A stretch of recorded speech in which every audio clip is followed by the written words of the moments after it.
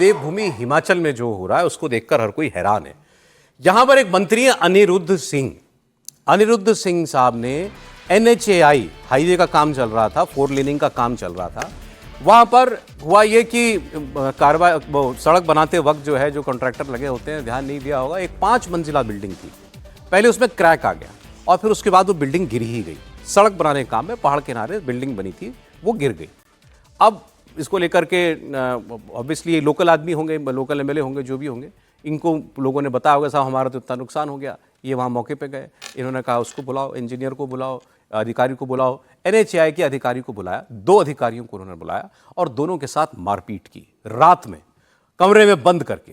और भी लोग सामने थे, कमरे में बंद करके उनको मारा। जो FIR कराई है अधिकारी ने, वो उस FIR में उसने ये कहा है कि इन्होंने पहले मारा और उसके बाद मिट्टी का एक बर्तन उठाकर मेरे सर पे पटक दिया और मेरे सर से खून बहने लगा।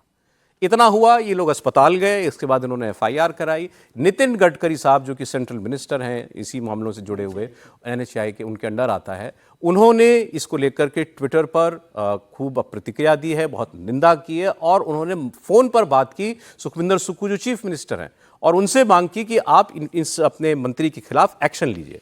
केंद्रीय मंत्री कह रहा है मुख्यमंत्री को कि तुम अपने मंत्री के खिलाफ एक्शन लो। तो एक काम तो उन्होंने जो किया था बहुत ही खराब, निंदनीय काम किया है मंत्री का, लेकिन मंत्री के ऊपर अभी तक कोई एक्शन हुआ नहीं है।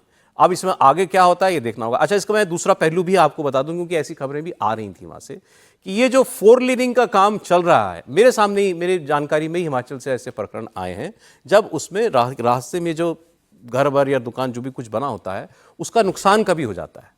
अब उसकी भरपाई कौन करेगा? वो तो कॉन्ट्रैक्टर क्या क्या आगे बढ़ जाता है, ये तो हम तो सड़क बना रहे हैं, अब ये जो हुआ सड़क बनाने में तो हादसा हो जाता है। वो एक अलग पहलू है, लेकिन इन मंत्री के साथ क्या होना चाहिए ये तय किया जाए। बताइए सर। मंत्री के साथ मैं 2 किस्से और जोड़ देता हूँ आपको। एक किस्सा अभी उड़ीसा का, वहाँ पर भी एक पॉलिटिकल रिप्रेजेंटेटिव थे, MLA हैं, MP क्या हैं, जो उन्होंने एक ऑफिसर के साथ पिटाई कर दी, वो भी IAS ऑफिसर के साथ पिटाई कर दी। एक और घटना अभी तीसरी, मतलब पर एक्शन हुआ है जहां तक मेरी जानकारी है। नहीं, लेकिन पिटाई करना भी एक्शन तो अलग, एक्शन तो अपराध की बात है। और एक और हुआ जो मैं देखा कि उत्तर प्रदेश में एक MLC साहब जो हैं वो पुलिस ऑफिसर को डांट रहे हैं, महिला पुलिस ऑफिसर को, IPS कानपुर में, है ना। तो ये हमारी पॉलिटिकल जो दबंगई है ना, ये मसला पॉलिटिकल दबंगई का है।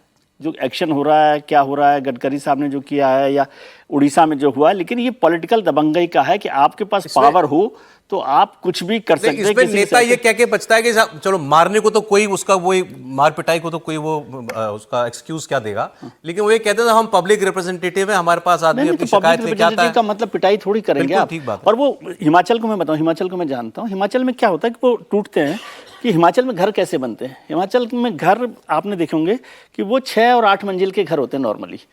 वो सड़क के किनारे बन रहे हैं तो उसमें से 4 मंजिल सड़क से नीचे बने हुए होते हैं और 3-4 मंजिल ऊपर बने होते हैं। तो जब भी सड़क पर काम होगा तो मैं उसको कि किस तरह से लास्ट इसको वाइंड अप करते हुए, आपको लगता है सुक्खू साहब को इनका इस्तीफा मांगना चाहिए और मांगेंगे क्या? नहीं, निश्चित तौर पर मांगना चाहिए, इसमें कोई बट नहीं होना चाहिए।